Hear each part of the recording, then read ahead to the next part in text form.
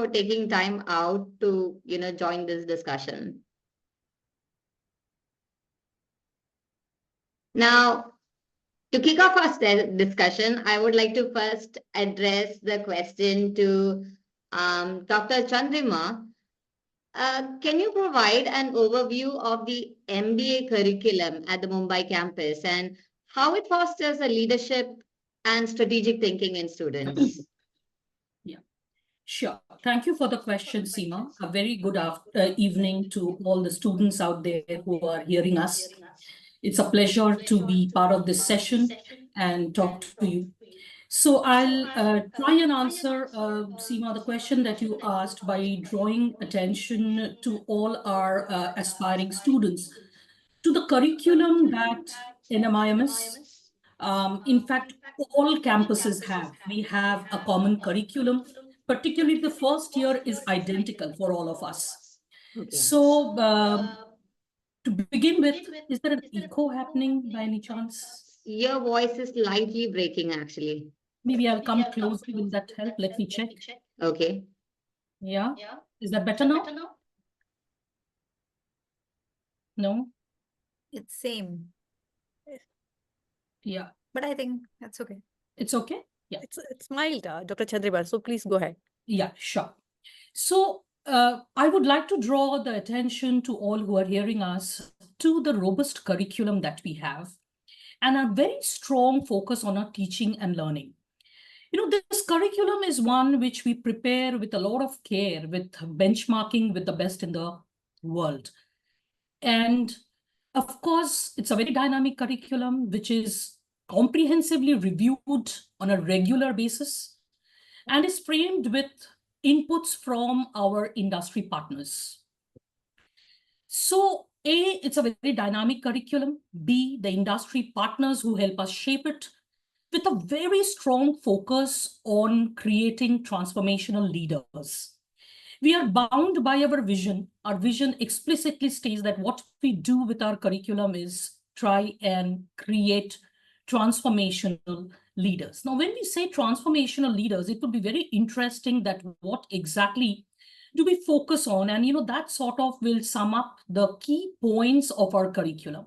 So we principally aim at creating leaders who would have innovative ideas, have problem-solving abilities. They will be armed with technological orientation.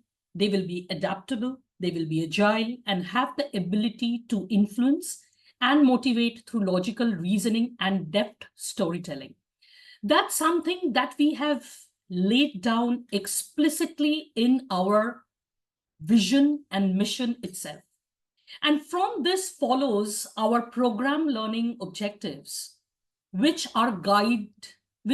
provide the guide to the curriculum that we want to frame.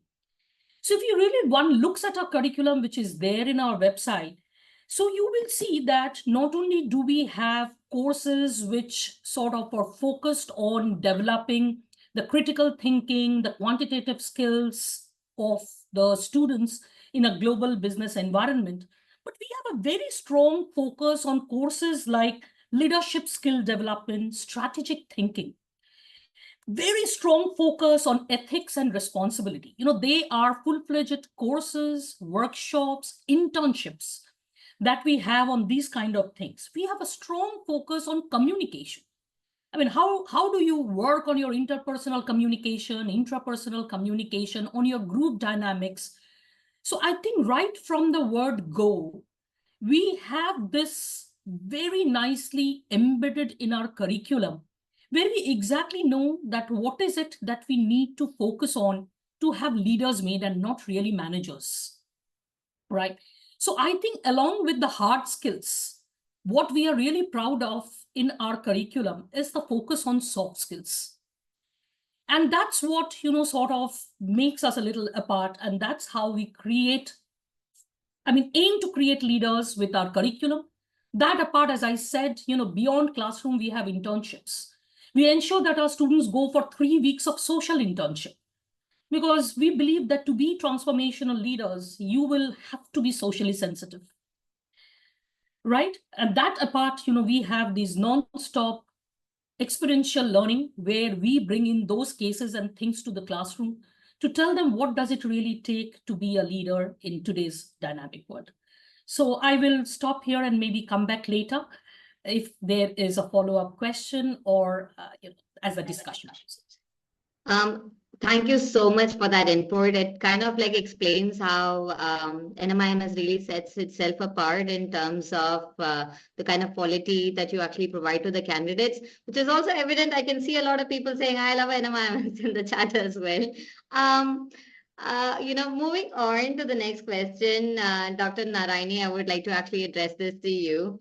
The moment I think about Bangalore, the first thing that comes to my mind, and I'm sure for a lot of people, is you just have so much of tech happening around. You just have so many, industries, existing in and around there. How does, NMIMS campus there integrate academic rigor with the industry exposure to prepare the students? I mean, again, I think it kind of like extends a bit to the curriculum aspect again, to prepare them for a rapidly evolving business landscape. Sure. Good evening, everyone here. Even my voice is not going, I suppose. No, you're It's better now. That's okay. Okay. So good evening, everyone. Hello to all participants, my dear colleagues, and Swapnil and Seema from GMAC. Thank you for the question. As a follow-up of Dr. Chandrima has put it, all of us have a very thoughtfully created curriculum. How do we ensure that there is an academic rigor as well as we have an industry interface?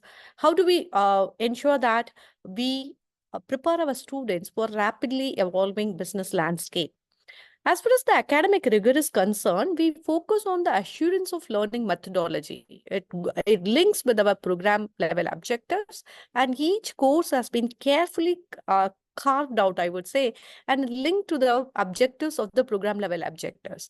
And we have something called students' learning outcome. I mean, that has been very carefully planned, and we do measure whether the students have learned and we got the expected outcome of it.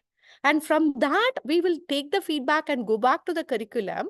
And it is a non-stop cycle that we follow. In that way, we ensure that whatever we promise, we deliver. And the graduates, when they are going to the industry, we promise what we have delivered. How do we do that? Apart from this measuring the learning outcomes, we do ensure that our delivery mechanism and our assessments are carefully planned. So there is a continuous evaluation system, and it is not only exam-based. It could be role plays, projects, group work, quizzes, simulation exercises, wherein which the real-world experience is getting simulated in the classroom and they work in teams. So we have an extensive case study methodology in our MBA teaching. So this is how we take care of academic rigor. When it comes to industry interface, as you all know, this happens in across campuses, especially in Bangalore. Bangalore has got more than 50 global capability centers. So the sourcing faculty members or industry professionals to come and interact with the students is a regular affair. It's not only for a guest lecture, but also they do fireside chats, one-on-one interaction. And we have introduced corporate mentorship.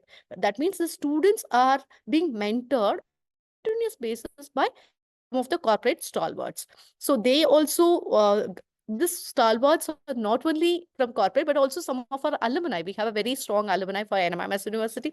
So we draw strength from there. And for the freshers, we do have one experience that we offer for ensuring the industry interface or experience that is called life projects. All MBA colleges more or less have summer internship. They do projects, but what we offer extra over and above that is live projects. So while they are there in the campus, they can take up 4 to 8 weeks, 8 to 20 hours of live projects with many corporates, which is plenty in Bangalore or the location, right? So this gives them a glimpses of how to be industry ready and fix on their mind of whether firm upon whether do I want to pursue this area of specialization. So these are all the couple of efforts that we take to ensure that there is academic rigor and there is no compromise on industry interface. That's a lot of work, and I think a lot of complexity that actually goes into making sure that the candidates like who enroll with you get get the best kind of skill to actually move forward and tackle the business environment. With respect to the techs and the startups and everything that's actually around there, uh, because that's what the place is also famous for. Does your campus actually collaborate with these industries? You talked about internship, but besides that, are there any kind of innovative hands-on learning and entrepreneurship opportunities? And do you tend to see more candidates fascinated with these kind of opportunities as well in that particular space? See, Bangalore is a hub of entrepreneurs. Startup culture is there in Bangalore, along with a wonderful climate. So we build entrepreneurial capability among our students. The objective of these efforts is to see to that they can eventually start their own ventures. Skills including like evaluating ideas or making their own business models and pitching ideas to investors. Entrepreneurs themselves train them to develop these skills for our students. There is a traction which is going towards promoting this to become an entrepreneur. We also have a series of interaction with startup communities throughout the year. So where entrepreneurs from startup communities interact with our students in the form of workshop, seminars, or lectures that helps them to create a culture of entrepreneurship in the campus. We also have students called Equinox, which is dedicated to the spirit of entrepreneurship, and they conduct events like e-summit or business plan competition across India. And our university, NMIMS University, has established Atal Incubation Center, where the students are given a funding support if they want to start their own venture while on campus. Then startup founders are also mentors our students on a one-on-one basis, guiding how to build their own venture. So these are all a few of our efforts. I think that sounds like super exciting. They're definitely getting more than what they can actually imagine. Really appreciate you for actually giving that response. My next question actually goes to Dr. Seema Gupta. Like you are the director of the Hyderabad campus. It's another favorite place of mine as well. I spend a good amount of time there. You have an amazing residential campus also, and having candidates come and stay and be part of that ecosystem, does that enhance the overall, if they actually stay back and undergo that residential experience, does it enhance the overall student experience in some manner? And what would be the benefits of that kind of close-knit on-campus community? Thanks, Seema. So Hyderabad campus is a 90-acre fully residential campus. Maybe there is echo. If you can mute yourself, I think that will bring it down, the echo. Yes. Yeah. So Hyderabad, as I said, is a fully residential, about 90-acre campus. Now, what it does to students is that it promotes holistic development because we have state-of-the-art sports facilities. We are developing a full-fledged cricket ground. There will be a full-fledged football ground, a full size, not a miniature one. And of course, and there will also be an athletic field. So students can have 100-meter race and 200-meter race and relays. And there is, of course, basketball, volleyball, table tennis. So students can engage in a lot of sports facilities. And because it is fully residential, students also organize a lot of cultural events. So recently we had a very big Ganesh festival, and now students are already planning for Navratri. So there is a lot of diversity which is there on the campus. And these events, they also help in developing leadership skills and organizing skills and managerial skills and also soft skills. So they learn how to work with others, they learn how to plan, how to organize, and it is like a project. So every event is like a project. So they get live training on project management. So that is on the sports and cultural side, but a fully residential campus has a lot of implication for academics also. So students are really immersed when they are on the campus, because there's no distraction and they are 24/7, almost 365 days of the year are devoted to a student life. So what it means is that they can do more pre-reads. Our students generally read case studies better when they are participating in capstone projects or simulation. Their involvement is much more, and there is a lot more peer learning. We have a lot of discussion rooms which are available on campus, and they are normally full because they work in groups, and we are able to implement things like flipped classroom, because flipped classroom requires that students have to read and then come prepared for the session, which we are able to enforce because it is a fully residential campus. And even the hostel is very state of the art with reading rooms and home theaters and own small sports arenas. So it is a very enjoyable experience. That sounds really exciting. I'm sure that if anybody who loves sports, and I think cricket, I think everybody's ears would have been perked up the moment you actually said that full-fledged sporting grounds. Thank you so much for that input. My next question goes to Dr. Ranjman Jaswal. The indoor campus actually came in as a demand to, a great MBA program, and it's a newer NMIMS ecosystem. I just wanted to understand, and I'm sure the audience also wants to understand, how it has evolved and what are some of the exciting opportunities that the students can actually look forward to here? Sure. So as my colleagues, Dr. Chandrima, Dr. Narayani have also mentioned, we have a unified curriculum across NMIMS. So in the first year, it's unified across all our campuses. In the second year, it's unified across 4 campuses other than Mumbai. And it will be very soon unified across all. So academically, our intention is to provide the same experience across all campuses, right? Of course, it also depends on the school, on the campus. It depends on the faculty that is teaching, and it depends on the students as well. But we try to maintain as much uniformity across campuses as far as academics are concerned. All of the students who are here today, they know very well that MBA is a very, very rigorous program. Our curriculum is also very rigorous. It's benchmarked against the best schools in the world, right? We use a lot of Harvard Business School case studies, HBS case studies.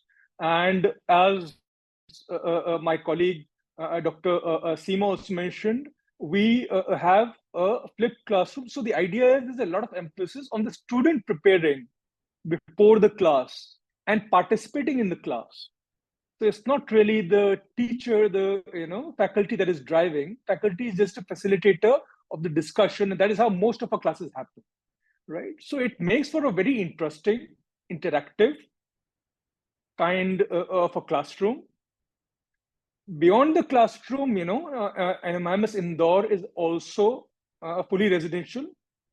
We have our sports facilities. We have a lot of extracurricular activities that are going on. So right now, actually, the School of Business Management students are participating in a sports tournament that is happening, inter-school sports tournament across 4 schools in our campus. So those kind of things keep happening. Other than that, as one of my other colleagues has mentioned, we have a lot of cultural activities that happen. We have a lot of extracurricular activities that happen because the students are here, most of the time. They get the opportunity, especially in Indore, to go out to the city very often. So, we have students who would probably go out to the city 3-4 times. The other advantage we have here is that we are very close to the airport. So many of them, if they find a couple of days, they'll rush up to Delhi, Mumbai, or Bangalore, or wherever they are from. I'm from Delhi, so that's also, good for me as well. So it does help. But the idea is that if you have a very rigorous curriculum and with all of these extracurricular and sports activities, the student has a very packed schedule. And also the student has to really manage their own schedule. So I could be somebody who's not interested in sports. But in that case, I would have to compensate with my extracurriculars. I would have to compensate with the kind of live projects that Dr. Narani spoke about. So there has to be something else in my resume which interests the company that I'm trying to appeal to. So that is the kind of process our students go through in the 2 years, because they get to decide, especially in the second year, the kind of courses they want to study. If you want a finance concentration or marketing or strategy or business analytics, it's up to you. You can go for that. If you want a generalist MBA with a balance of all the subjects, you can also do that, right? So the student comes in, they obviously study all the courses in the first year. Second year, they get to choose the kind of courses. And throughout the 2 years, they're also choosing what kind of activities they want to be interested in, right? So for example, today I was speaking to some student who was there both for public relations committee as well as for the cultural committee. So the same student is participating in 2 areas, and there's a lot of work required, right? So if you are part of the CultCom, for example, or the PR committee or the placements, it means you're spending a few hours every day almost in all of these activities. So there is a lot of effort required. But again, it's up to the student to tailor their own experience. And we gave them, I think, almost all the tools that the best business schools, not just in India, but the world give them. Because I have studied in the US and the UK as well. My PhD is from IIM Ahmedabad. So, we have all the things that we had in those places. And beyond that, the advantage we have is that, it's a slightly smaller city. So in terms of traffic, for example, if you want to go to places, if you want to, if you, like me, if you're interested in history, maybe you want to travel to nearby places, or you like traveling, full stop, then there are a lot of opportunities to do that as well. As students do that. Not everybody, just wants to spend the night in town. They also want to travel to nearby places. So Indore, Malwa Plateau is a very beautiful place as well from that point of view. So I think, when these students choose, and the students that do come to Indore, they would have all of these opportunities. And the best part for me, because again, as I said, I've studied in a number of places, is that they get the chance to choose all of these activities as per their own interest. And of course, the end goal for most of us is to have a good corporate role towards the end of our program. So we provide, we facilitate that as well. Of course, we facilitate the placements and so on. In some cases, students also want to start their own business. So as Dr. Narani also mentioned, we have incubation we have Atal Incubator within the university. We also have a campus level entrepreneurship contest challenge. And then we have a university level chancellor's challenge, where our students go and they give the business ideas, and many of them also get funding as a result of that. And even beyond that, if students are interested, we have arranged funding through VCs and other incubators and so on for our students. So we help facilitate that part as well, right? So it's really, we provide very high quality education and all of this infrastructure to the student. Then it is the onus is on the student in what direction they want to take that opportunity. So that is something that, every student, our students that have just passed out, the current students, all of them curate their own experience, and we help them in every way that we can. From what you actually spoken about, what I understand is across the campuses, a certain level of standard is actually maintained to make sure that, there's unification in terms of the curriculum, but at the same time, there's unique opportunities also provided to them. On that note, Dr. Anshuman actually spoke about specialized kind of, courses and specialized education that the candidates are, the students are looking at nowadays. So my question to you, Dr. Shubhasheesh, is how does the Navi Mumbai campus also cater to this growing demand of specialized education? Because obviously there are certain changing trends in the market right now. What are the emerging trends that you see in the business education today? Great. Thank you. Good evening to all. We could see wonderful inputs from the panelists, my peer panelists. So I will add on a few more inputs from Navi Mumbai. I will sum up my answer in 3 areas, basically. One is that as you ask the question, what are the specialization, which way the market is growing and how we are catering to that demand of the industry and the market. Second, I would like to cover about our institute, the infrastructure, the campus. Third, the place, the location that we are in. And fourth is the opportunities that students are going to have. So the Navi Mumbai, being in Mumbai, so it has an advantage of being in Mumbai and advantage of being not in a little far away from central Mumbai. So it is having hills also. Students will find the experience of staying for 2 years MBA program in this campus, wherein they can enjoy the place, the nearby place, the air quality in Navi Mumbai, the hills, the serene green environment, etc. So that's going to be an advantage in terms of the staying experience in this location. Second, because it is in Mumbai, so all the corporates, the headquarters, etc., are located here. We have a wonderful initiative that is Maven Talk. In Maven Talk, we invite the CEOs, CEO level executives of the industry, and that's an advantage for us. They are easily accessible being here. And that's the series that we have for MBA students. Third, being here in Mumbai, the opportunities for the students for internship, for live projects, etc., are huge. Guest lectures and all kind of workshops wherein we need to have industry experts, practitioners. That is the accessibility that we have for the student. That's an advantage.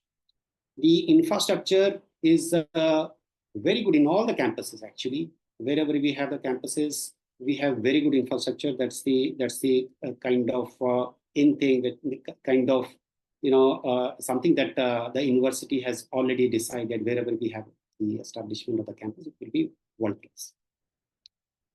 We have very good faculty here. The inputs, resources, library, classroom, the other things which are required in the classroom are wonderful for the students. So as one of my panelists said that students are quite mature now, especially those who are coming for MBA program. So they need facilitators more than just teachers. So that's the same case for Navi Mumbai also. We believe in facilitating the education and leave it on the students how much they can take, they can grab out of that opportunity that we provide on plate out of faculty members, the industry experts, those who are coming, and the infrastructure, the inputs, the academic inputs that the university is providing as a whole.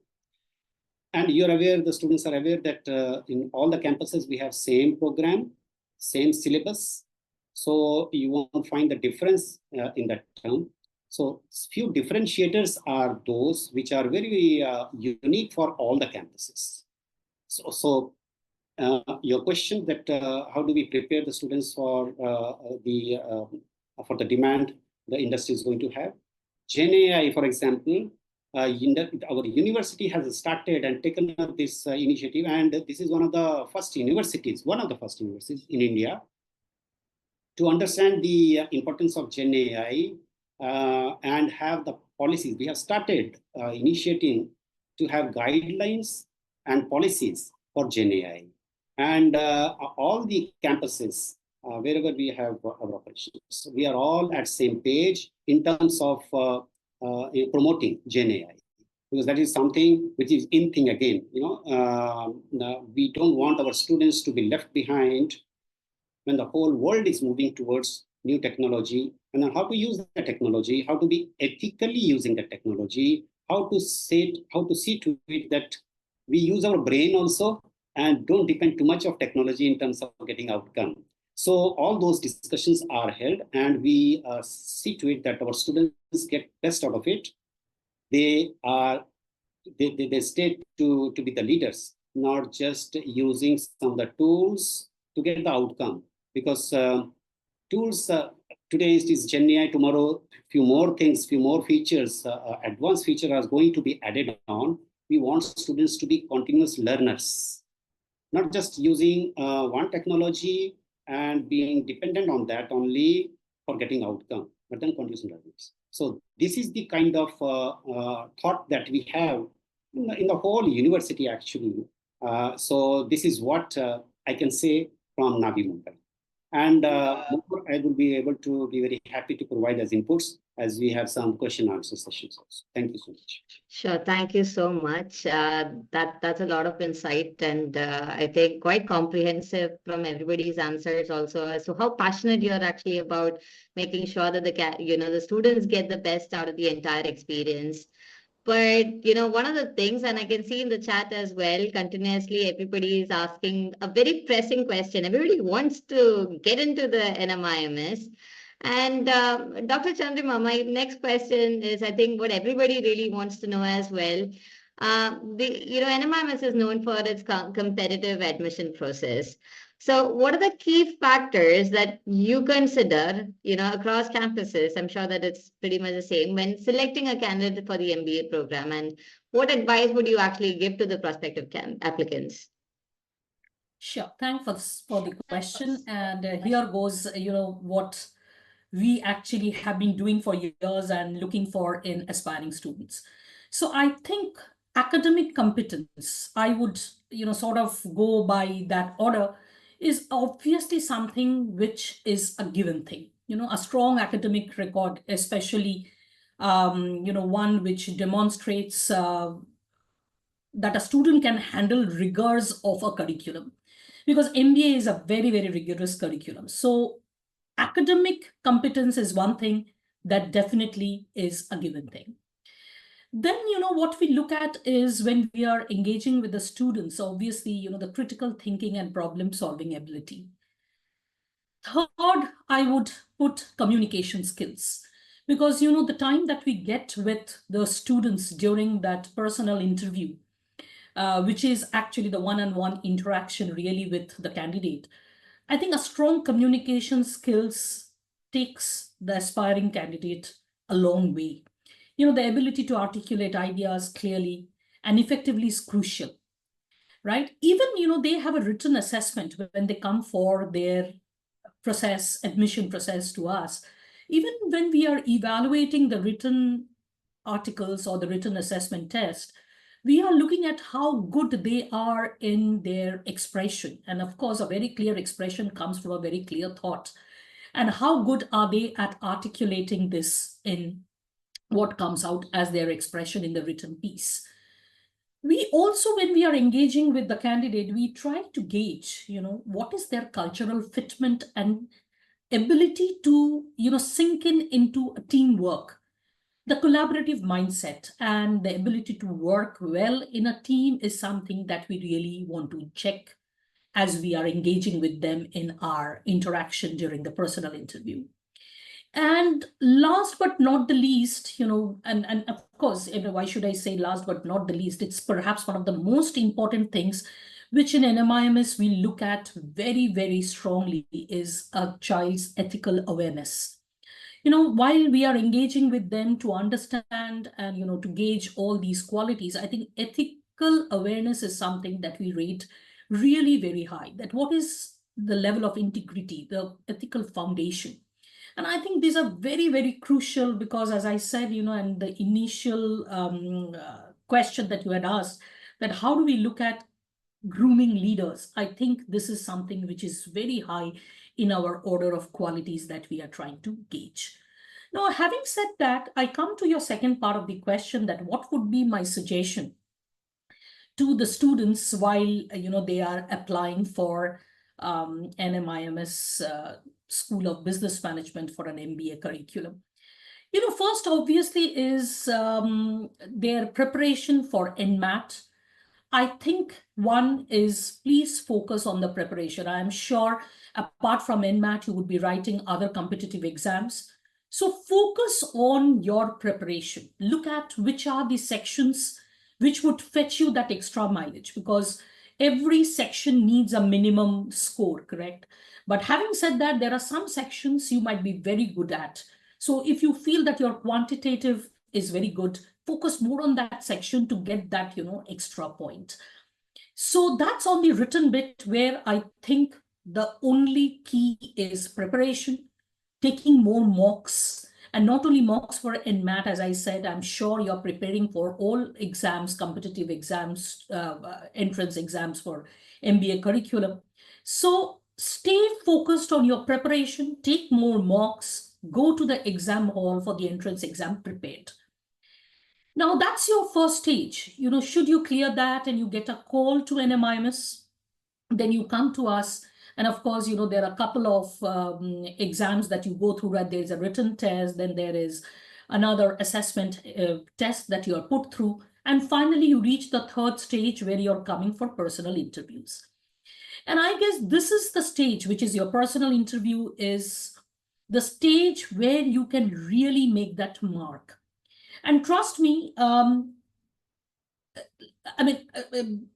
this is one stage where, please understand, across the number of days that we are interviewing students, we are perhaps meeting some 4,000, 5,000 students out of, you know, all those initial huge two-digit number, two-digit units in 1,000 students who have applied for the NMAT exam. So you are a chosen few who are coming to us.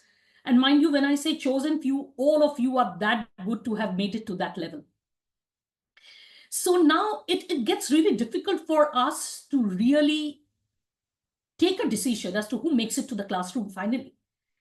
And if that's so difficult for us, you can imagine that it is how much of a responsibility on you to create that differentiator. So all that we are looking for while we are meeting you in the personal interview is what differentiates you from the other. And I think the role of a well-rounded profile can hardly be underestimated or overstated here. You have to really look at building a good profile, which does not only bring across what is your academics, which anyways we are going to find out from your certificates and things like that. But I think what you should really look at is, as I said, that what is it that sets you apart from the others? I think one very important part of the documentation that you do when you're applying for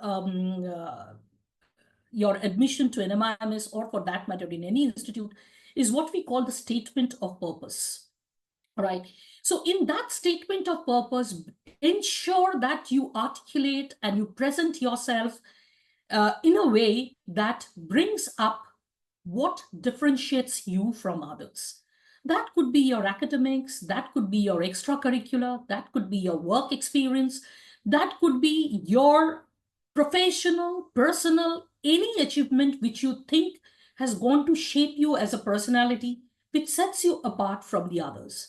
So do focus on preparing this well-rounded profile where you're actually talking about yourself, presenting yourself, helping us to gauge that why should we choose you among those X thousand number of students who are meeting us for a period of 21 days for us to pick one and bring him or her to the classroom.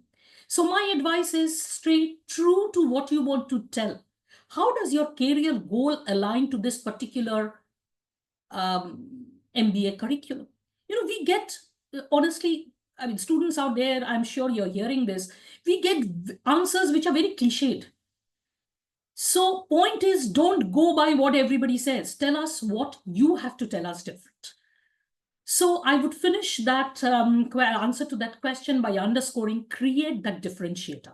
Whether in the statement of purpose, whether you're talking to us, show that you have the differentiator in you, you have an ability to think differently, to express differently, and bring that difference in your personality and experience to the classroom to enrich the curriculum. Because here, MBA is a curriculum where we not only think of how we bring up the student to the level that we would want before we can see them off into the corporate world, but we also look very strongly at what does the student bring to the classroom differently. Yeah. So with that, I think I'll rest the answer I'm willing. That was a very happy to elaborate take- answer, and I think that would give the students a fair idea about exactly what all the aspects that they do need to consider. But on that note, I'm going to continue that. Dr. Seema, you spoke about how there's a lot of holistic development in terms of sports, cultural activities, and other aspects. And Dr. Chandrima also spoke about this holistic way in which you actually look at candidates. Now, I just wanted to also ask you, how do you also look at the candidates? Let's say if they did come from certain kinds of background and they did have a lot of advantage in terms of exposure to sports and other things, would that have an impact on their admissions? Would that really help them in a way to kind of like stand out as well? Yeah, definitely. So academics is just one part in the entrance. There are other things like excelling, maybe having a passion in sports, or excelling in some co-curricular or extracurricular activities. So like Chandrima said, we are looking at well-rounded personality. So how is the candidate coming across as a person? And academics is just one part of it. So if a candidate has had exposure and excel, that means that pursuit of excellence is there. That means the candidate is driven or is passionate. So that adds credence to the profile. Thank you so much for that. And just move. I'm sorry, we have like 2 more questions to go, and then I can see a lot of people asking. They have millions of questions already into the Q&A as well. We will address your questions, guys. Do not worry that we're going to leave you hanging. 100% all of your questions are going to get answered. I just want to quickly ask you this question, Dr. Anshuman. You did talk about various things that Indore campus is also bringing up. In that area, I want to hyper focus on one specific aspect, which is the faculty expertise, and how does Indore campus also look to distinguish itself in terms of the faculty expertise in the coming years? Sure. So, just to let the students know, our recruitment across campuses is also done centrally. So that means in terms of the quality and the standards in terms of the faculty, it is again uniform, right? So if you're not good enough to get into Indore, that means you're not good enough to get into any of these, and vice versa. If you're good enough here, you can get into Indore or Bangalore or Hyderabad, because we also have the same people who are taking the final interviews, for example, right?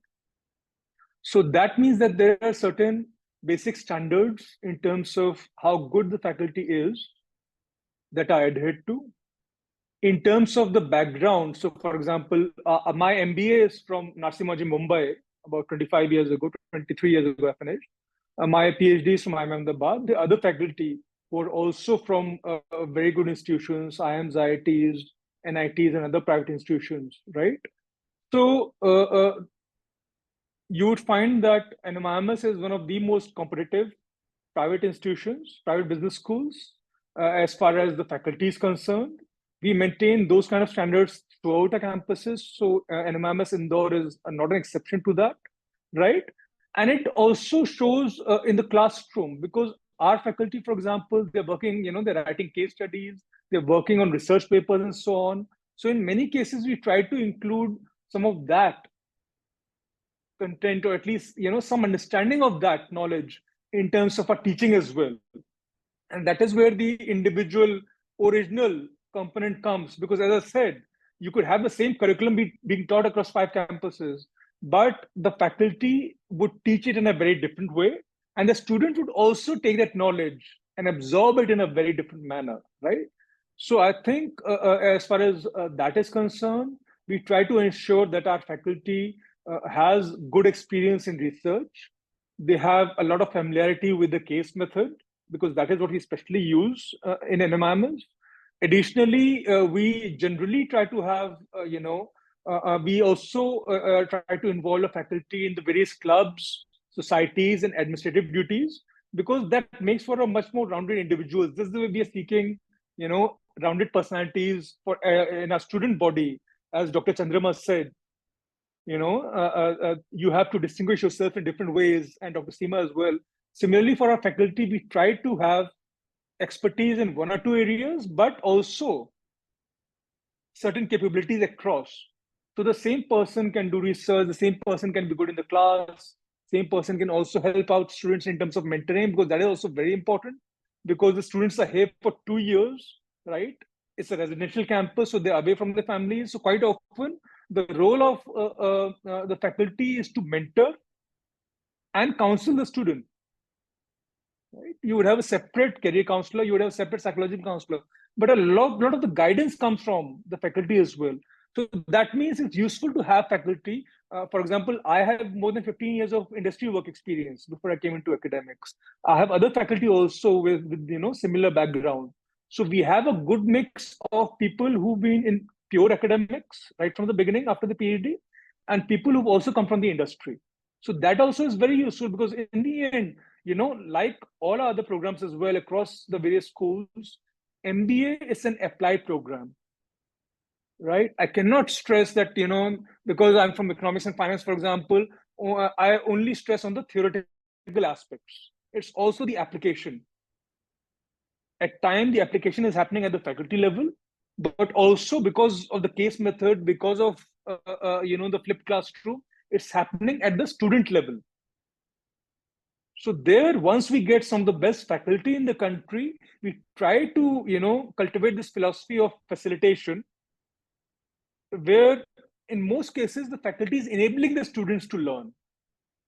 And there is no force feeding. We are not, telling you that this is particular chapter in this particular book is very important to read all of it and come. So it's, if you get the gist of it, we will help you in the class, and then we'll also help you apply. And that is the important part as far as our teachers, our faculty is concerned, because, as I said, I did my MBA about 24, 25 years ago. It was done slightly differently at that time. Since then, a lot of things have changed. Technology, as Dr. Shubhasheesh mentioned, has come in a big way. Even before GenAI came, technology was everywhere. Just having Google at your fingertips enables you in so many ways, right? And all the softwares that we're using, for example. So all of these things are available to the student. And the last thing I would like to add is our role today, because we are giving GenAI training to all our faculty across the university now. Our role is also to help the students figure out this very complex technological landscape, without forgetting what Dr. Chandrama stressed upon, the ethical aspect of it, right? Because I was listening to podcast today. So there's an author of Sapiens, Mr. Hariri, right? So he was speaking about his new book. And the idea is today, a technology has gone to a level where the social networks, the AI is actually dictating what the human beings are doing. Because the Gen AI is active 24 hours, the human beings also have to be active 16 to 18 hours, right? So that is the direction we are taking. The news cycle is much faster, everything is faster. What is lacking is either the right institutions or the right individuals who can make sense of that.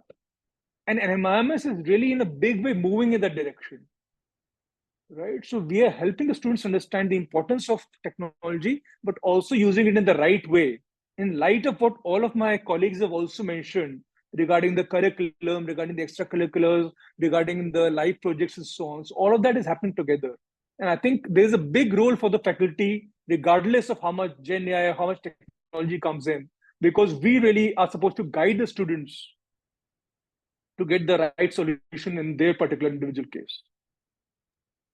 Thank you so much. I'm, being mindful of the time again, I'm going to quickly address this next question to Dr. Shubhasheesh. I'm going to draw from two aspects of what two different people spoke about here. Dr. Shubhasheesh, you spoke about how there's a lot of opportunities in terms of Navi Mumbai, its location being an advantage, it being a very growing city being an advantage. And how Dr. Anshuman actually mentioned, this incorporation of AI and, the way that, you are actually progressing as an NMIMS. So how do you actually incorporate, let's say, one from an AI perspective, that growth, and the second thing is, how do you tap into that emerging opportunities? Like the same thing that I asked Dr. Narayani earlier with respect to the fact that it's growing. How do you tap into that opportunity to give a competitive advantage to your students? Okay, great. So if you can mute, yeah. So tapping to the opportunities, that we have to look for opportunities for the students. So for that, for example, Gen AI, if we have to drive it, we have to have projects for the students in that area, hands-on experience in that area, so that they learn the theory also, they have opportunity to practice that also. And we have the industries also nearby. In Navi Mumbai also nearby, we have industries also. We have big corporates also who need Gen AI related, and they are going big about implementing Gen AI. Those kind of opportunities are already there in the market, in the industry nearby Navi Mumbai, and which can and our talent, the students are our talent, and they can be utilized by these organizations. And they are in turn, when their companies are utilizing their services, the students are also learning. So this is how do we tap the opportunities being in Navi Mumbai. And another thing I would like to say, that we have 8 schools here, and then 3,000 students in Navi Mumbai only, in one campus only. And there's a big advantage that School of Business Management is one of that school.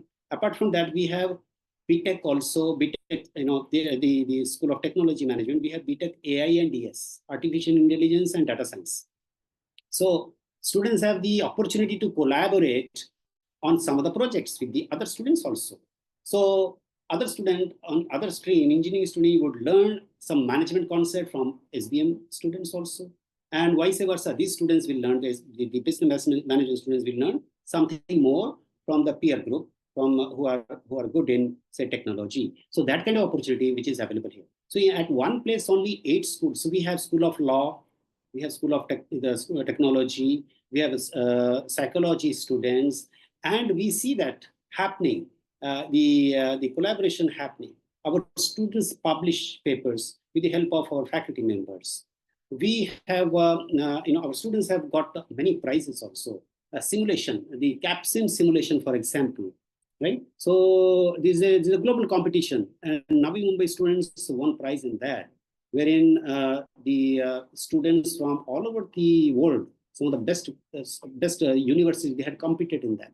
That includes some of the universities in Australia, US, and European countries also.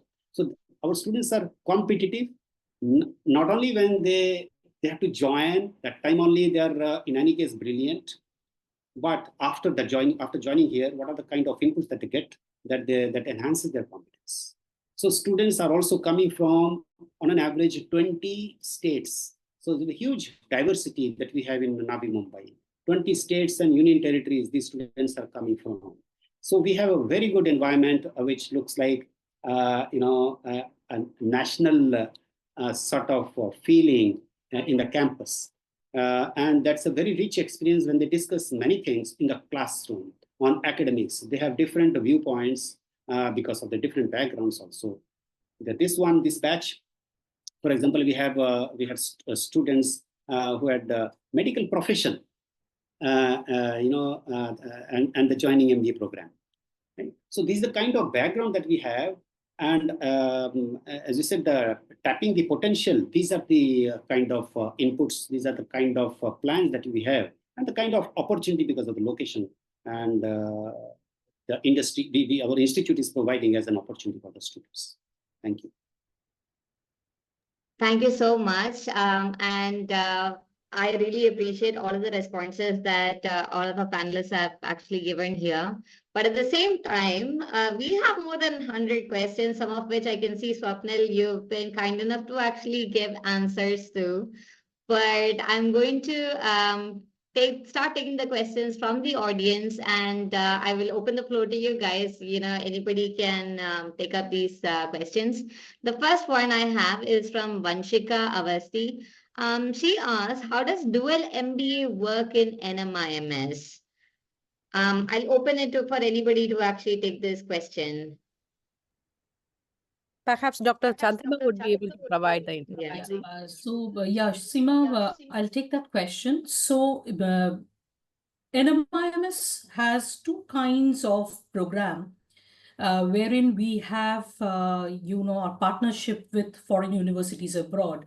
One is the one which is currently on for several years, is where we have an international student exchange program. And in fact, all other campuses are also part of that program, where the student goes and spends any one of the trimesters in the second year, between the 5th and the 6th trimester, which is one of the last two, either the second last trimester, which is the 5th trimester, or the last trimester, which is the 6th trimester. They can go and spend abroad in one of our foreign universities, do the courses there, do the trimester there, earn back the credits here, and they get the degree awarded by NMIMS, which is their MBA degree. So this is a program that we have in place. The other program, which is obviously, getting launched in another few days, is a dual degree program where 1 year is here in NMIMS and the other year would be in a foreign partner university. Right? So there it is a dual degree in the true sense of the UGC's dual degree nomenclature, where you will earn the MBA degree from NMIMS and any of the other degrees like an MS or something, Master of Science or something, depending on what is the kind of program that they have chosen at the foreign university. And these are from the approved list of programs by NMIMS University. Now, at present, this might perhaps be only started in the Mumbai campus. But of course, whatever starts in the Mumbai campus in another few days, it's the same template in other campuses too. So that's what the answer would be. And in our website, this dual degree program has the other details on which are the universities, which are the programs, what are the kind of credit structure that they have to finish there to get the degree from there, as well as the MBA degree in NMIMS, which will only be awarded after they have successfully completed the dual degree in the partner university.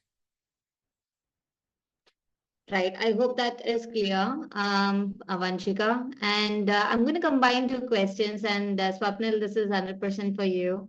Vanshika is again asked to give me some tips on exam preparation. And another candidate has asked, what is the main area which I should focus on to clear the exam? I think if you could just give them an advice on these lines, Swapnil, it would be really great. Well, I cannot say there is some specific area which they need to focus, as they know that there are 3 sections and each section has its specific kind of questions. If quant is there, it will be related to the quant. If there is a language skills, then obviously it is related to the language skills. Only thing which I can say from my side, they need to, focus and they need to prepare well, and they need to prepare in such a manner. So NMAT is a speeded exam. So they need to not only do the preparation and understand the topics and the concepts well, but they need to prepare for the time management as well, so that within the given time, they are able to complete the answers. Right or wrong, I can't say, but at least they should be able to attempt. If they're not able to attempt and there is, suppose, there is a 50 minutes given, and within 50 minutes they are not able to complete, and there are some questions which are left unanswered, there is a penalty because the time is over for that section. Well, there's advice for you, and I'm sure that this is a long conversation that's to be had. And to the audience, I've launched a small poll for you guys for future sessions also, to get a sense of what you would like to actually see more. So do make sure that not only do you answer the multiple choice questions, it takes a bit of effort to answer short answer questions, but do specify what you would actually like to see. Moving on to the next question. What is the cutoff to get into NM Bangalore? Dr. Narayani, definitely question for you. Unmuted. So, okay, that's a good question. That will rings in the mind of all the students, whichever they do it. See, usually the cutoff is well published, but we can never ensure that it was the past is for the current year. It be based on the humongous number of application we attract towards NMIMS University. So last year, the cutoff, which we have NMAT cutoff, we have given it. It's not only total cutoff, it is also sectional cutoff we have. And that is very well clearly informed to the students at the time of giving the admit card, and we also published the cutoff marks. Last year it was 222. But I would like to warn or caution the students, year on year, the cutoff do changes based on the competitiveness of the particular prospective aspirants of MBA. I would even request Dr. Chandrima to vouch my view, and this is it. It happens for all campuses. True that. I think I second what Narayani said. Right, there's the answer for you guys. Now, again, please make sure you keep adding your answers. We are going to try to answer as much as we can, but first of all, they've taken time off their hectic schedules to actually come here. You're not going to get this opportunity that frequently. So the next question is it advisable to pursue MBA if I'm a fresher BTech graduate, as I'm not much inclined towards technical job roles? I'm going to leave it open for anybody to take up this question. Yeah. I mean, actually, if you are interested in technical roles, and if you're not, in both cases, MBA can be a good program for you. In this specific case, I have had quite a few friends who've left engineering after their first degree and who moved into engineering related roles, right? You spent 4 years in a particular program. That doesn't mean, even if you leave BTech and don't do an MTech, it doesn't mean you leave all of that knowledge behind. So the good thing about BTech and BE these days is there are a lot of business and social studies related courses. So we are already building on those. In addition, a lot of the content courses that we have, for example, in finance, in operations, in analytics, even in marketing and HR these days, there is a strong quantitative element to those, which is why, NMAT and CAT obviously doing the exam in the format they're doing. So the idea is we will be utilizing, or you would be utilizing, a lot of the knowledge you already have, even if you're not focusing on that particular, stream within the BTech or B that you have done. So certainly it's a good option for you, right? Of course, quite often people who just finish engineering, they sometimes think of doing a job related to that. That option is there. Some people think of going abroad. All those things are there. But certainly MBA would be a good option for somebody like that. All right, there's your answer. So it came as an anonymous question. The next question I'm going to, there are some specific questions, guys, who have given very, specific question. We'll try to stick to general questions so that it is relevant for everybody. So this is a bit generic while it's specific. I'm a recent graduate with no work experience. What are my chances of getting into NMIMS? Is work experience absolutely necessary? Dr. Seema or Dr. Shubhasheesh, would you like to actually take this question? Dr. Shubhasheesh, please go ahead. Work experience is not necessary in our system. So those who have work experience, that's definitely an advantage. But those who do not have work experience, probably they can compensate with their special competencies. Right. So they may be very good in their communication skills, in their knowledge that we have, they are bringing as undergraduates. Right. So work experience is not the necessary requirement. Thank you. There's also somebody who asked if there's any tips that you can give for the interview process. How best to be prepared for the interview process? So I'm going to leave it out in the open again. So if I may take that, I think I will repeat what I've said earlier. Be true to yourself and be the person that you are and create that differentiator.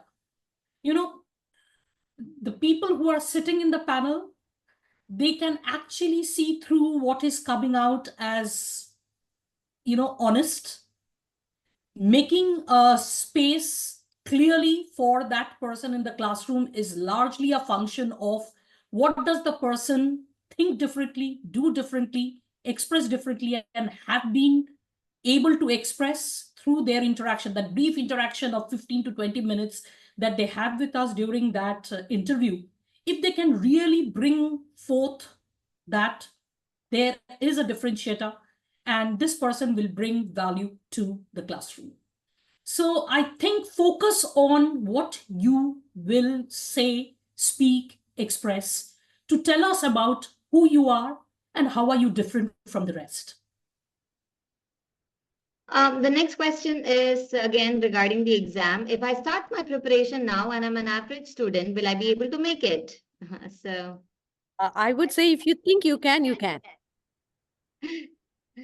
All right, there's your answer. It's subjective, I suppose. And okay, I think Swapnil, this one is definitely about do we have a penalty for unattempted questions in NMAT? See, penalty is not for unattempted, but penalty is for not finishing, attempting all questions within the given time. And you cannot leave any question unattempted. If you have to move, if you suppose you are not knowing the answer, you have to select some answer, then only you can move to the next question. Right. So we have another question from Ajinkya. Dear team, I would like to clarify whether I can include my experience as a graduate apprentice trainee at Mahindra and Mahindra as part of my work experience. I completed 1 year of full-time work after graduation and I possess the joining letter, monthly pay slips, and an experience certificate. Given that this role was full-time and compensated, will it be considered valid work experience for NMIMS? I think I'll again take that question. So one is, if it has been a full-time employment, post your graduation, it cannot happen parallelly with your graduation. I think from what you have mentioned, it is after your graduation. So my suggestion is do submit the work experience and fill up that you have this experience. Now, what value that work experience will get you is something that needs to be decided by the panelist. So just having worked for a certain time duration doesn't get you the work experience score. Work experience score is a function of two things. How many years have you worked? And what is the value that you can bring to the table out of your work experience? So my suggestion is do include it in your application form, but whether that will give you a score is a function of the second component, which is the value added, which will be assigned by the panelist when they're interviewing. Just one more question. Prasuna has been there in the chat and waiting for making sure her question is answered. So I have recently finished my graduation. I'm a student of company secretary course. I've cleared my CS foundation and now on the executive level, of course. In graduation first year, I was a regular student in Punjab University, then later due to unavoidable reasons shifted to Hyderabad and had to continue my graduation from distance. Considering all of these factors, if I manage to get good marks in NMAT, do I have a good chance without work experience? I mean, I can take that. Yeah. So, chance, the word chance itself is, I think, explains that, correct? So I think you may or you may not. When you say chance, there is a 50-50 to begin with. But having said that, don't go by whether you will have a chance. I think all of us agree to that. And I think Narayani said that a little while back in a different sort of framing of words. I would say, give it your full shot. If you have done well in your exam and you have scored a very good score, and if you can, come to the stage of interview, prior to that, the written assessment test, and then face the panelist in the interview and impress on them that we should have you in the classroom, then why not? I mean, we do not go by biases. Each of these rounds are meant to give you an opportunity to impress it on the panelists, to impress it on the institute that you are a resource who should be there in our classroom. So I think go with that spirit and don't, start looking at chances, yes or no. That itself is a very negative thought to begin with. I think don't do that. Give it your best shot. Yeah, just if I can just add, a couple of lines to that. So basically what the student is saying that they performed well in the face of adversity, right? Even going through all of that, they've still done their CES foundation and they finished the degree and so on. So that's also something that could get them marks in the interview. It doesn't have to be, you don't have to be topper of only Stephens or whatever to be able to do well. So it depends on the individual. The other thing, because it had come earlier, average students in the degree programs quite often do well in CAT and NMAT and similar exams because we are testing different things. We are not testing the same thing as your graduation. Please understand, there's not a BTech or BA or BCom exam. We are testing for managerial aptitude. Quite often, average students have a lot of aptitude for business, which is not tapped in their existing programs. So they might actually do very well here. So just because you didn't do well there, it has at times no relation to your performance in the aptitude tests and even in the interviews. So don't give up just because you had average marks in your degree programs where you came from before. We have really overshot our time, and I think I will give you, I'll let you actually go off after this because I think more than 15-20 minutes of extra Q&A time we've already given. But at the same time, I just want to actually tell all of the attendees, I've noted all of the questions. I'll try to see if we can get you a response, at least not in a live session, but otherwise. So, please feel free to actually reach out. Otherwise, you have the customer care number, you have the our team's number, the email ID as well. And to post a session, you will also get a follow-up mail. Try to actually reach out on that mail ID if you have any more questions. But winding up, I actually want to thank everybody who has joined in today, our speakers. I know that you have a very hectic schedule. You have really stayed on and, given a lot of insights and input and try to answer all of the questions posted by the students as well. So a big thank you for everybody who's actually joined in today. Thank you so much. Our And pleasure. thank you so Thank much. you. Thank you. Yeah. Thank you so much. And best wishes to all the Yeah. aspiring students. Good luck to the students. Yeah, Exactly. To absolutely. everyone. Hope to see you in the campus. Yes. Yeah. So, and for the attendees, thank you so much. We still have over, 140 people still staying on towards the end. As I said, I've taken all of your questions. We'll see our best to, how that can actually be answered. On that note, good night, everybody. All the best. And I'm sure that you guys are going to do great. Thank you, everyone. Thank you. Thank you. Bye-bye.